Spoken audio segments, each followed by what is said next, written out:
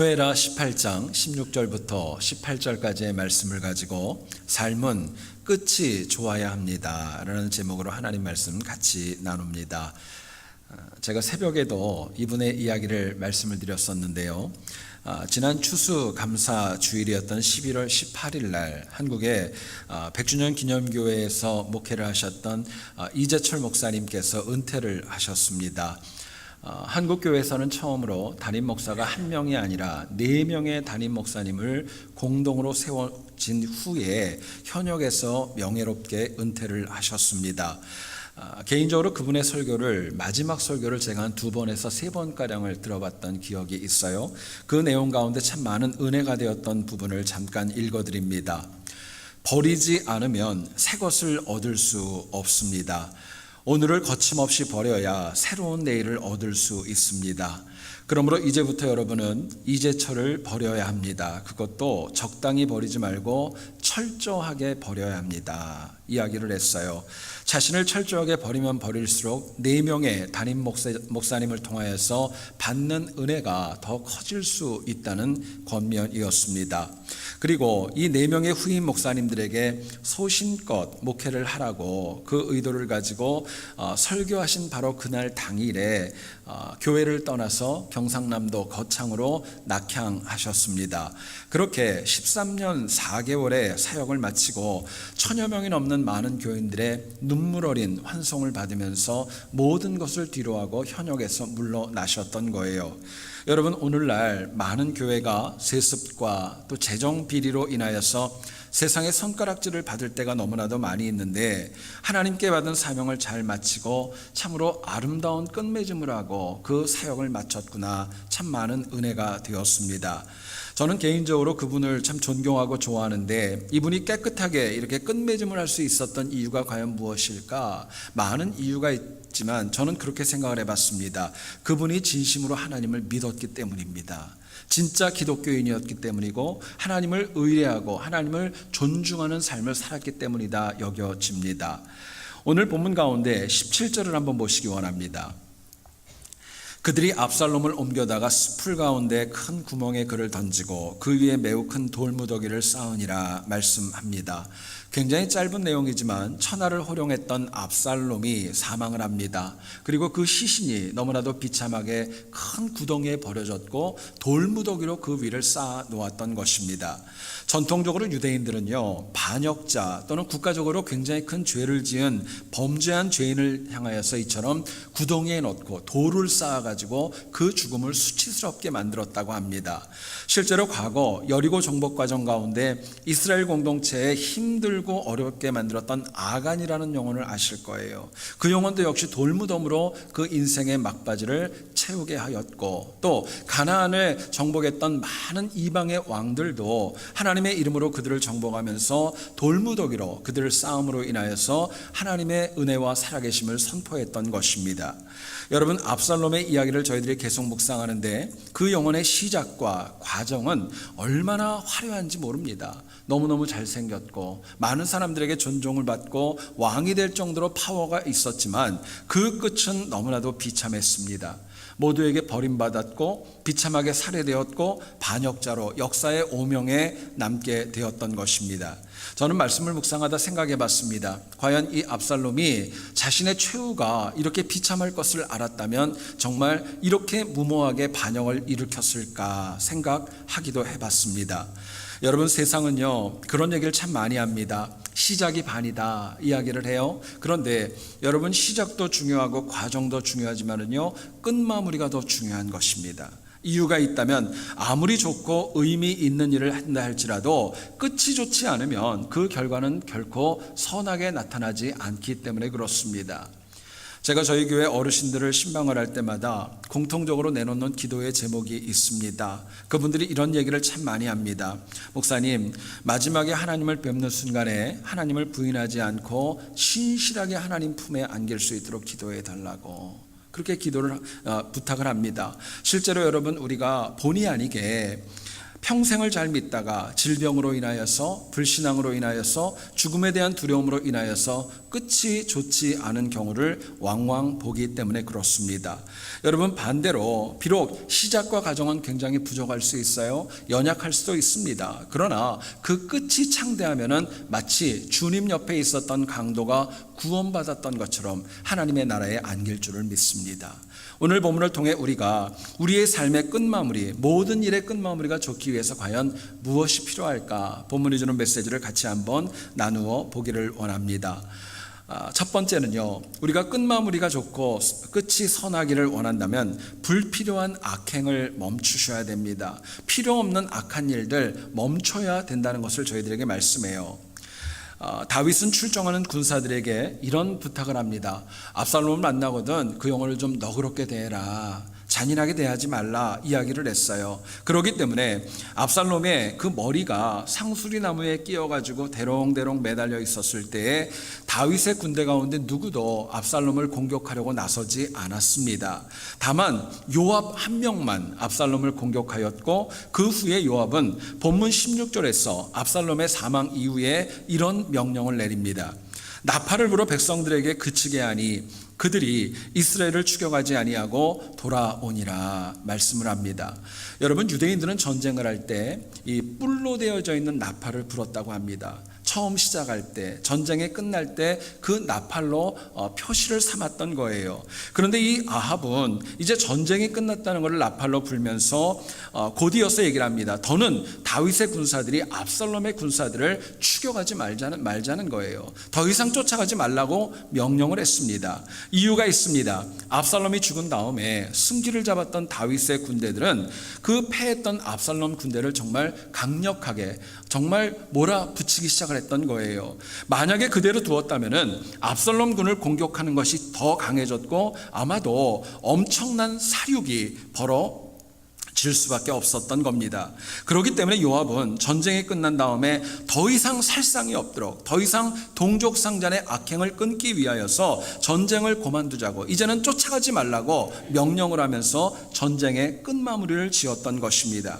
여러분, 비록 압살롬 군이 얼마 전까지만 해도 적이었지만 이제 압살롬이 죽은 이후에는 그들은 함께, 다윗과 함께 국가를 만들어가야 되는 동역자들이었기 때문입니다. 또 요압은 이미 끝난 전쟁에서 무차별적으로 사륙과 악행을 저질렀을 때에 아무것도 얻을 수 없다는 것을 누구보다 잘 알았던 것입니다.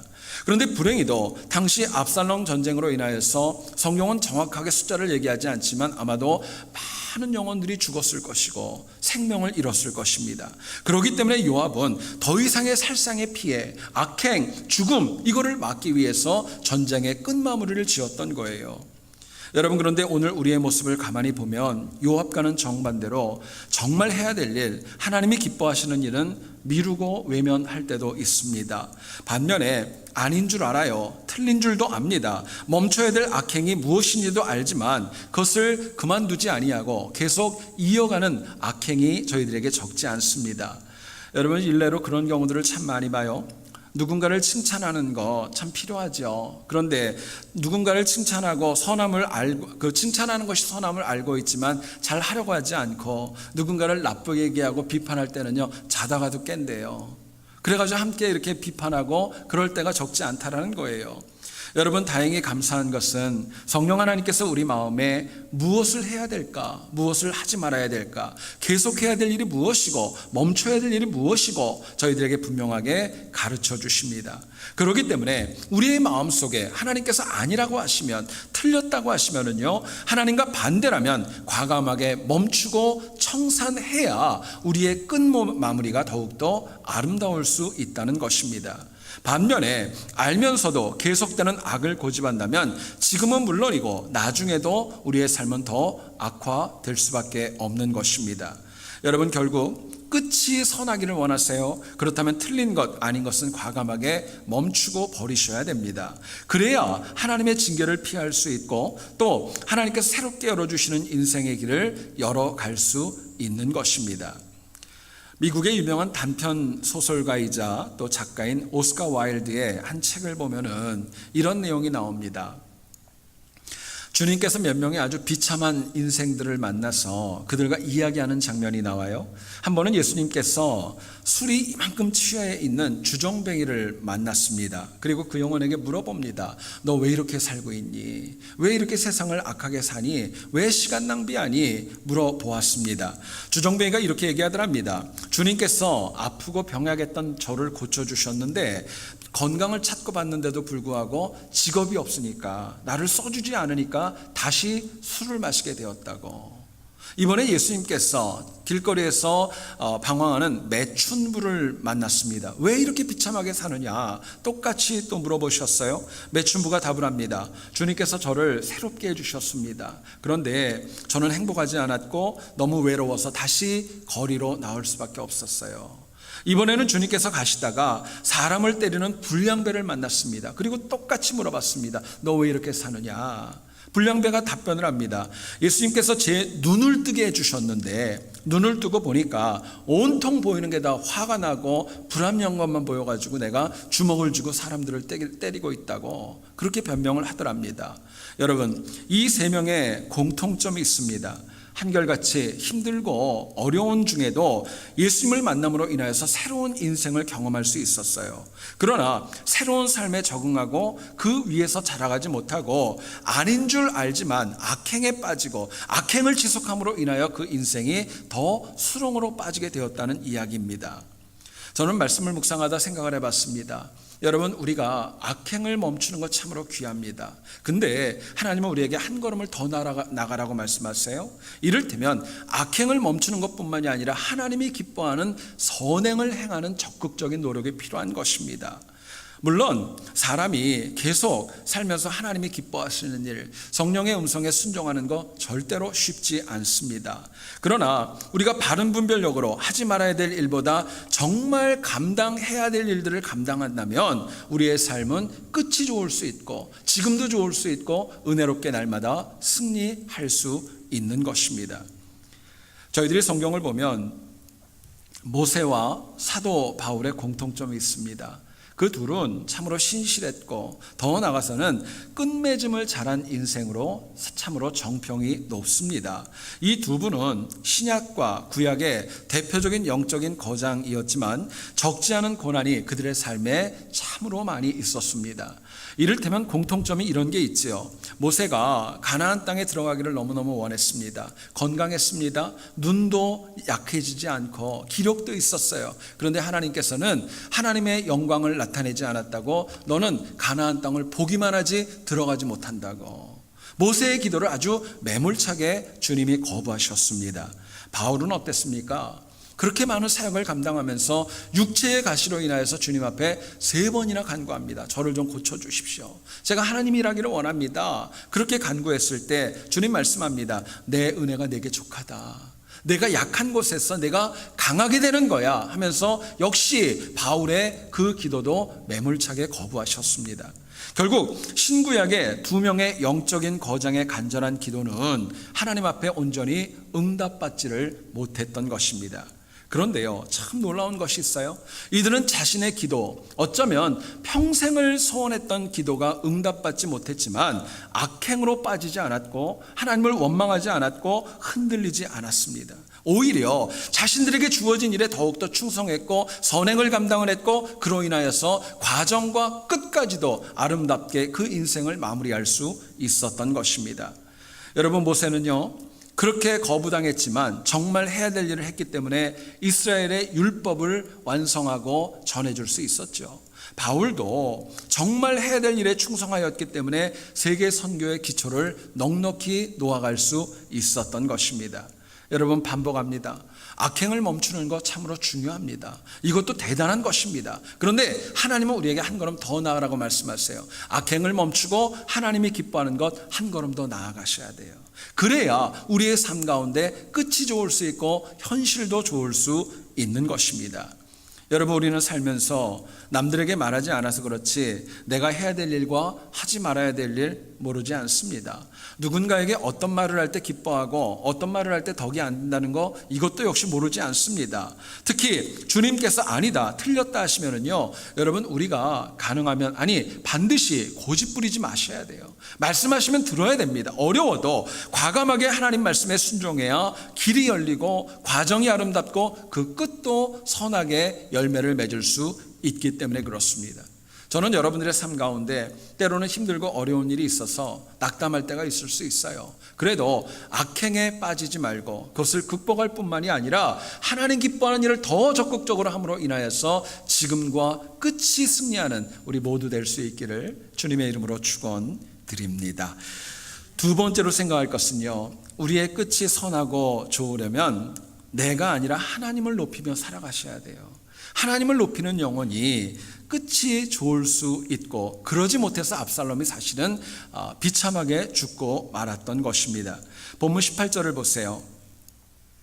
압살롬이 살았을 때에 자기를 위하여 한 비석을 마련하여 세웠으니 이는 그가 자기 이름을 전할 아들이 내게 없다고 말하였음이더라. 이야기를 합니다. 여러분, 많은 주석학자들은 그렇게 이야기를 합니다. 당시 압살롬이 세웠던 비석은 무려 높이가 15m나 됐대요.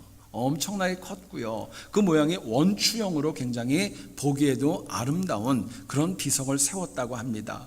그런데 오늘 본문을 보게 되면은 이 압살롬이 그렇게 거대한 비석을 세웠던 이유가 두 가지로 나옵니다. 첫째는 뭐냐면은요, 자기를 위해서 비석을 세웠다는 거예요.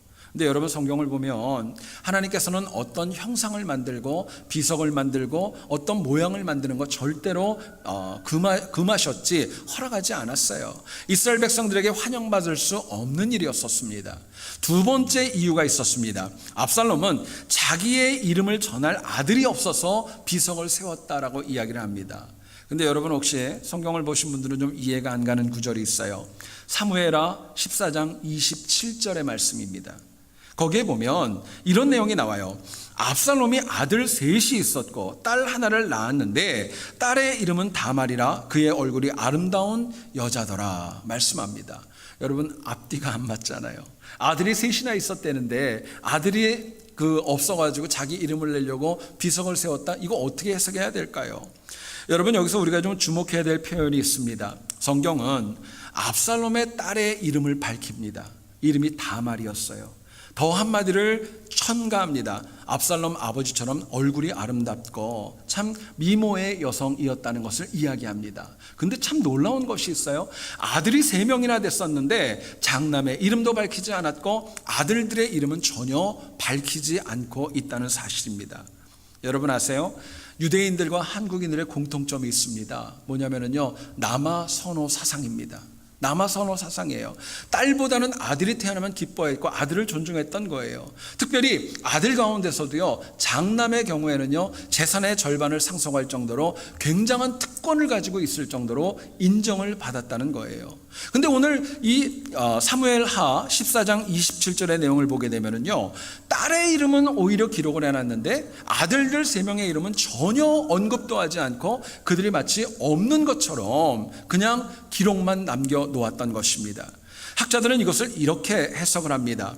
이 3명의 아들이 어려서 죽었다, 그렇게 이야기하기도 하고요. 또 하나의 해석은 이것입니다. 이 3명의 아들이 있었지만 모두가 다 압살롬의 마음에 합하지 않았다는 거예요. 이를테면 압살롬은 굉장히 잘생겼고 힘도 있었고 능력도 있었고 모두가 보기에 한 번 더 쳐다보게 되는 그런 늠름함이 있었는데 이 3 아들은 자기에 비해서 너무나도 누추했고 별 볼 일 없었기 때문에 그들은 자신의 명예에 누가 되었지 득이 되지 않는다는 해석을 많이 하게 되었던 것입니다. 여러분, 압살롬이 반역을 일으킨 이유는 자신의 명예와 권력욕 때문이었습니다. 그리고 비석을 세운 이유가 있었습니다. 자기를 위함이었었습니다. 근데 성경은 이렇게 얘기를 합니다. 자신을 위하여 살았던 압살롬은 평생 하나님을 위하여 살았던 다윗을 이길 수 없었다고 이야기합니다. 다윗을 이길 수 없었다는 거예요.